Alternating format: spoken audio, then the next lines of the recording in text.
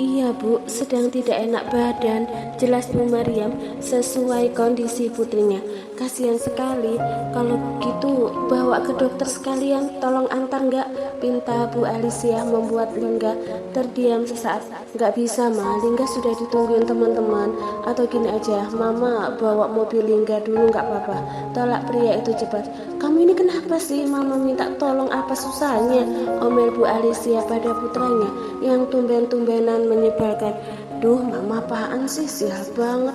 Bu Alicia berjalan pelan menuju rumah kecil di belakang istananya, diikuti Linggah yang ragu-ragu dan juga Bu Mariam yang berjalan tak jauh dari mereka berdua. Perempuan dengan penampilan bersahaja nan modis itu langsung masuk ke rumah, mengetuk pintu kamar Moza sekaligus menekan handle pintunya. Moza, kamu sakit? Tanya Bu Alicia mendekati ranjang. Bu Alice, iya Bu, jawab gadis itu tergeragap mendapati majikan ibunya menjenguk ke kamar. Moza berusaha bangkit setengah berbaring, tersenyum tipis menyambut kedatangannya yang selalu ramah. Sampai pucat gini, sudah minum obat? Ke dokter saja ya, ujar ibu dari dua anak itu perhatian, mengamati dengan sesama. Tidak usah Bu, sudah minum obat, sebentar lagi insya Allah sembuh, saut Moza sungkan. Sebenarnya ini adalah saatnya yang tepat untuk mengiyakan, tetapi kenapa lidahnya keluh hanya untuk sekedar menyanggupi. Moza terlalu takut orang-orang akan mengetahui keadaannya saat ini yang begitu menyedihkan. Sebenarnya hari ini saya mau ngajak kamu ke klinik, tapi ya sudahlah, besok-besok saja, nunggu kamu sembuh dulu, ujar perempuan itu teduh, mengusap puncak kepalanya dengan sayang. Bu Alicia memang seperhatian ini, entahlah mungkin karena tidak mempunyai anak perempuan, jadi lebih dekat dengan Moza daripada kedua anaknya yang sekarang tumbuh dewasa. Sementara Lingga yang mendengar percakapan ibunya dari luar kamar merasa lega mendengar Moza menolak dibawa ke rumah sakit. Ia tidak harus menjelaskan apapun selagi memang tidak ada yang perlu dijelaskan. Toh itu semua dilakukan tidak benar-benar sengaja, jadi Moza pasti paham kalau ia bukan tipe dirinya. Sudah mah, kok nggak jadi? Tanya Linggah mendrama, memastikan dengan benar tanpa curiga. Dia tidak mau rumah sakit, sudah minum obat katanya. Kasihan, biar dia istirahat, ujar perempuan itu sembari melangkah keluar. Linggah mengekor sambil memainkan kunci di tangannya. Sebenarnya ia sedikit kepo dengan keadaan Moza bila bertemu dengannya, tetapi mengintip sama sekali bukan solusi yang tepat. Ya sudah, baguslah, buang-buang waktuku saja, gumam pria itu melenggang damai. Mama jadi mau bareng gak? Tanya Linggah merasa lega.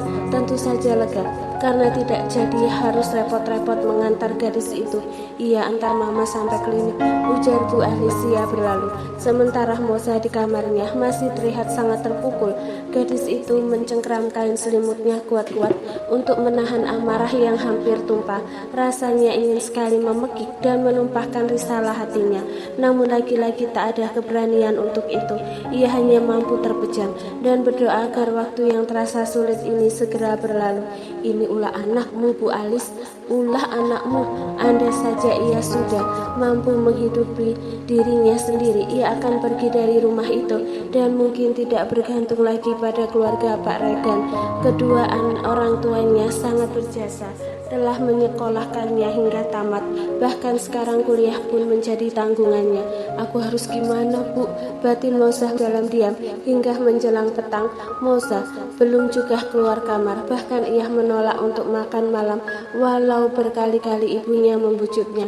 3 hari berlalu, Moza absen dari bangku kuliah, sengaja menenangkan diri dan pikirannya, mencoba mengembalikan rasa percaya dirinya yang hampir terkikis kabut kegelapan. Walau jelas sekarang keadaan dirinya tak lagi sama. Jangan menangis, tolong, jangan menangis. Hari ini kamu harus masuk Moza, kamu pasti bisa. Batin gadis itu menyemangati diri sendiri. Bertemu dengan teman-temannya pasti jauh lebih lebih menyenangkan daripada menjadi penghuni kamar dalam kegelapan. Hidup terus berlanjut, berjalan dinamis sesuai apa yang mereka tebar. Biarlah dia yang melakukan kecurangan menemui karma atas perbuatannya. Seperti biasa, gadis itu akan memesan ojol untuk mengantarnya ke kampus atau sengaja menunggu angkutan umum. Saat berjalan melewati gerbang rumahnya, saat itu pula seseorang yang telah membuat hidupnya hancur melewatinya. Sudah biasa, anak dari majikannya itu terlihat dingin dan iri bicara, namun entah mengapa kali ini ia begitu benci melihatnya. Bila mungkin ingin berlari ke hadapannya, lalu mencekik lehernya hingga pria itu kesulitan bernafas. Sepasang netra hasilnya beradu tatap dalam diam, sebelum akhirnya Lingga melajukan motornya begitu saja tanpa menyapa. Tidak mengapa, karena hanya mendengar suaranya saja tak sudi rasanya. Orang kaya sesongong itu ternyata berbeda sekali dengan kedua orang tuanya yang begitu baik dan penuh adab. Tak ingin mengingat-ingat lagi wajahnya yang terlihat menyebalkan, Moza menepis dengan gelengan lalu berjalan sampai di kampus. Gadis itu langsung menuju kelasnya, kelas yang selalu ramai dengan sambutan teman-temannya. "Za, udah sembuh?" tanya Maga girang, sahabatnya itu. "Akhirnya masuk juga setelah 2 hari absen." "Iya," sahut gadis itu menempati kursinya. Moza melewati hari ini begitu sulit, walaupun berusaha melupakan bayangan kelam mengerikan itu. Tetap saja ia susah berkonsentrasi. 90 menit rasanya berjam-jam. Usai makul yang terakhir, Moza tidak langsung pulang. Ia lebih dulu menghabiskan waktunya di maskam setelah menunaikan 4 rakaat asar. Astagfirullah, batinnya sesak, memilih berdiam menyendiri. Moza baru beranjak menjelang petang. Rasanya tidak minat untuk pulang, seakan dunia tak lagi bersahabat dengannya. Ia pun sedikit tak peduli jika sore ini terlambat sampai rumah. "Ayo naik, kita perlu bicara." Tiba-tiba seorang pria menghentikan motornya tepat di samping Moza berjalan. Gadis itu hanya menatap dingin lalu kembali berjalan mengabaikan Lingga yang jelas-jelas mengajaknya bicara. Muak sekali melihat wajahnya. Lingga menghadangnya lalu sengaja turun dari motor agar gadis itu mau mengikutinya. "Aku tidak suka berbasa-basi. Ini soal kemarin, kita perlu bicara," ujarnya dengan nada songong seolah tidak pernah melakukan kesalahan apapun. "Pergi, jangan berbicara padaku," tolak Moza menatap muak. Tak ada segan lagi untuk orang yang tak punya adab. Sebelumnya Moza tidak pernah tidak menghormati orang, tetapi kali ini ia seakan melenyapkannya dari ingatan. Moza berjalan cepat menghindarinya. Begitu pula dengan Lingga yang terus mengekor untuk mengutarakan pernyataan dirinya. "Aku tidak sengaja, tapi jangan khawatir. Aku akan membayar kompensasi atas apa yang terjadi padamu. Berapa harga keperawananmu?" Tandas pria itu seolah enteng menanyakan hal itu. Mendengar itu semua rasanya Moza begitu muak. Dia bukan hanya pria kudere, tetapi lebih tak punya akhlak. Apa katanya? Dia pikir semua hal bisa dibeli dengan uang. Bahkan sebanyak apapun yang Lingga punya tidak akan mampu membayar hancur hati hidup Moza atas perlakuan bejatnya. Gadis itu terdiam, memberanikan diri tatapan dingin pada netranya yang selalu ia tundukkan di hadapannya. Ada banyak kemarahan di sana. Andai Lingga paham itu, ia berjalan cepat menghindarinya. Tetapi lagi-lagi, pria itu menghadangnya, menyebalkan sekali. "Kenapa diam? Aku tidak ingin di kemudian hari ada sengketa di antara kita. Jadi mari kita berdamai. Kamu ingin berapa? Sebutkan saja nominalnya." ujar pria itu tanpa rasa berdosa. Minggir, desis Moza menekan sabar. Sakit sekali hatinya mendengar itu semua. Ia tidak pernah menyangka di balik sikapnya yang dingin ternyata beraura iblis yang menjijikkan. Ayolah, aku tidak ingin kamu mengambil keuntungan lain hanya karena dekat dengan mama. Mari kita bicarakan baik-baik. Moza memejam mendengar celotehannya yang seakan picik. Selama ini dekat karena Bu Alis begitu baik. Apa yang dimaksud Lingga benar-benar membuatnya makin tak respect. Dia pikir keuntungan apa dan apa maksudnya. Jangan kelamaan mikirnya. Mari kita bicarakan baik-baik, ulang pria itu dengan santainya. Baik-baik kamu bilang. Bahkan semua yang kamu punya tidak akan pernah bisa menebus apa yang terjadi padaku. Aku tidak butuh uangmu brengsek. Murka Moza mendorong tubuh Lingga yang menghadangnya dengan kesal. Moza berlari lalu menyetop taksi dengan pipi yang basah. Tidak pernah sekalipun Moza terlihat marah sehebat ini sebelumnya. Hidupnya benar-benar hancur dan tidak berarti lagi baginya. Kenapa harus marah-marah? Gue kan nawarin damai. Tidak mau ya sudah, ujar pria itu santai, melenggang mendekati motornya lalu melajukannya ke arah pulang. Sementara Moza perasaannya begitu hancur. Ia lebih tidak menyangka lagi di balik sikapnya yang cuek dan dingin juga minim akhlak serta tidak punya perasaan. Berhenti di sini Pak, ujar Moza tak langsung pulang. Ia malas untuk ke rumah. Padahal senja sudah menyapa dan sebentar lagi akan berganti dengan gelap malam. Gadis itu turun di tengah jalan, berjalan tanpa arah dan tujuan. Rasanya tidak bergairah untuk hidup jika tidak ingat ibunya yang hanya berteman dirinya. Bapak kenapa harus pergi secepat ini? Moza kangen sama bapak. Moza pengen nyusul bapak aja. Batinnya nelangsa. Ia ingin menghabiskan sore ini untuk menangis karena setelah pulang nanti ia tidak boleh membuat ibunya sedih. Moza berdiri di tepi jembatan yang cukup tinggi. Jika dia terjun, sudah pasti arus di bawah sana akan deras membawanya dan semua kemalangan ini mungkin akan sirna. Ia menangis sendirian. Jangan, pekik seseorang berlari cepat turun dari mobilnya, menarik tubuh Moza hingga keduanya terpental di jalanan. Au, desis gadis itu kaget sekaligus merasa nyeri pada pergelangan kakinya. Ada apa dengan orang ini? Kenapa konyol sekali? Mbak, nggak apa-apa, jangan nekat, itu berbahaya. Bunuh diri tidak akan menyelesaikan masalah, ujarnya dengan nafas terengah.